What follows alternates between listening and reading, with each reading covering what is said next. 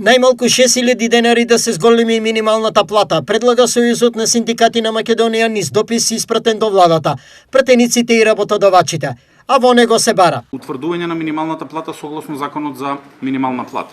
Дополнително, донесување на одлука од страна на социјалните партнери, владата, Организацијата на работодавачи и Сојузот на синдикати на Македонија за утврдениот износ на минимална плата согласно законот да се зголеми за 6.000 денари.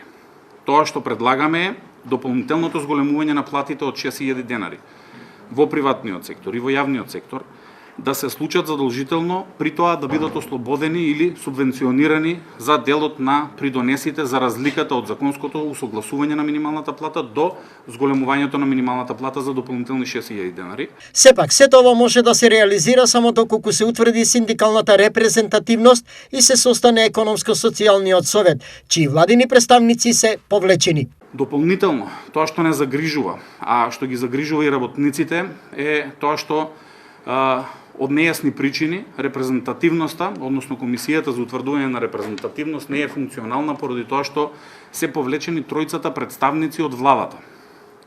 Додека не добие Сојузот на синдикати на Македонија репрезентативност, за да може да се состане економско-социјалниот совет, кој патем и по закон дава мислење до министерот надлежен за работите од областа на трудот, да ја објави новата вредност на минималната плата, се поставува како знак прашалник дали спротивно на законот некој ќе може да објави висина на износ на минимална плата, имајќи во предвид дека е задолжително потребно мислење на економско-социјалниот совет. Доколку тоа се случи, од Сојузот на синдикати се заканија со протести. Ако некој одлучи да биде безобразен, ќе бидеме двојно побезобразни.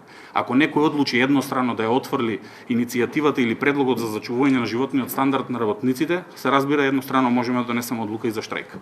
Од Сојузот на синдикати денеска се пожалија дека некои синдикати сега се поопасни за работниците отколку владата и работодавачите, бидејќи се против зголемувањето на минималната плата.